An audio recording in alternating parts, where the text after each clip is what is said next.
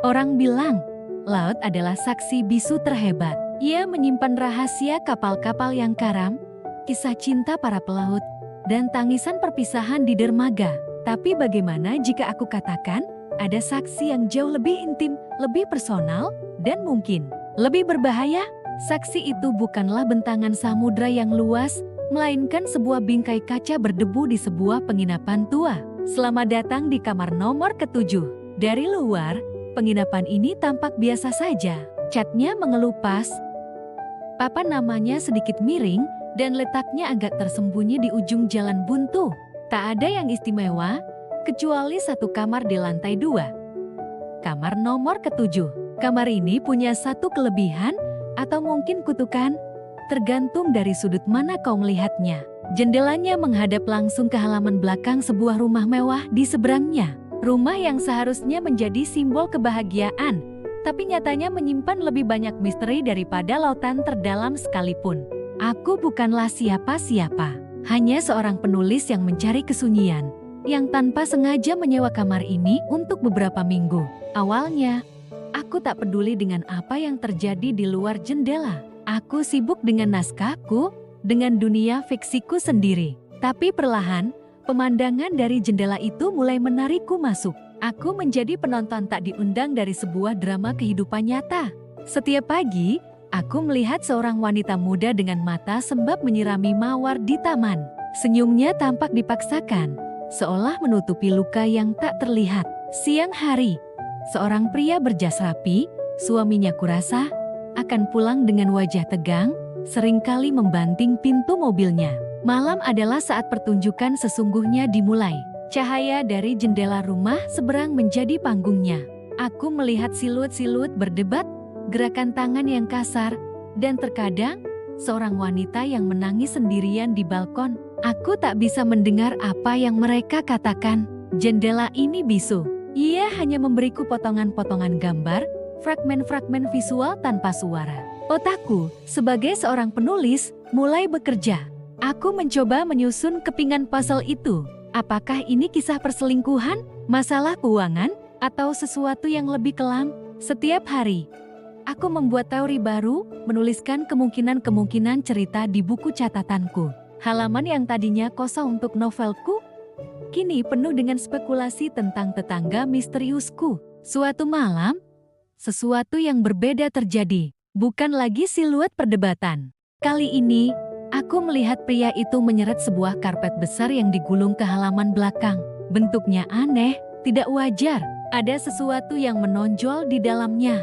Ia menggali lubang di dekat rumpun mawar, tempat yang setiap pagi disirami oleh istrinya. Dengan susah payah, ia memasukkan gulungan karpet itu ke dalam lubang dan menimbunnya kembali.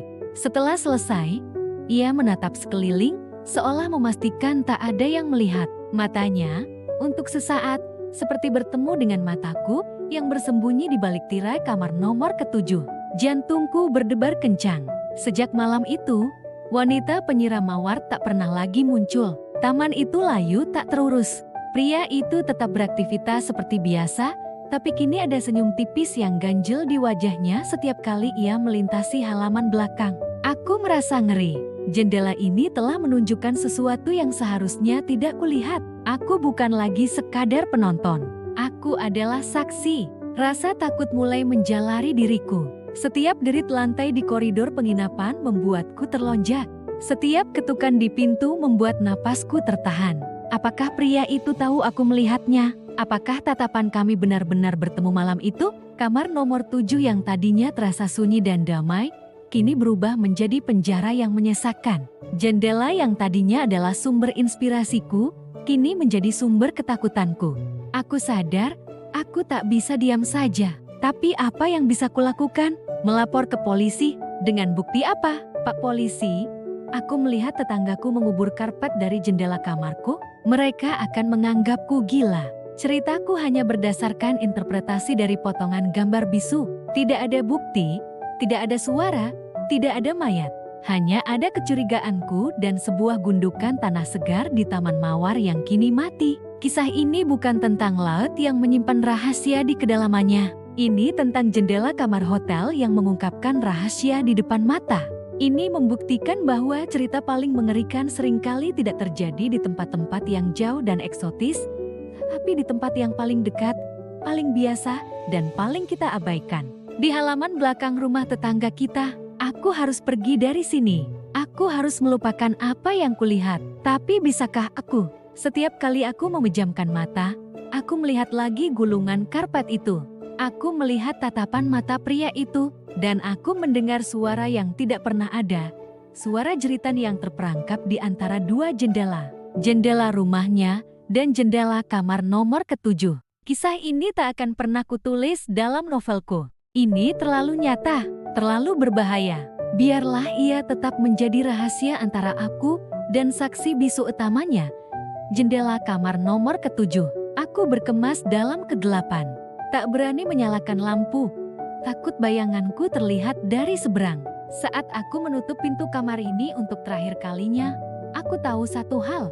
Beberapa cerita memang lebih baik dibiarkan tak terceritakan. Dan beberapa jendela lebih baik dibiarkan tertutup. Terima kasih sudah mendengarkan sampai akhir. Kisah-kisah seperti apa yang pernah kalian saksikan tanpa sengaja? Bagikan di kolom komentar ya.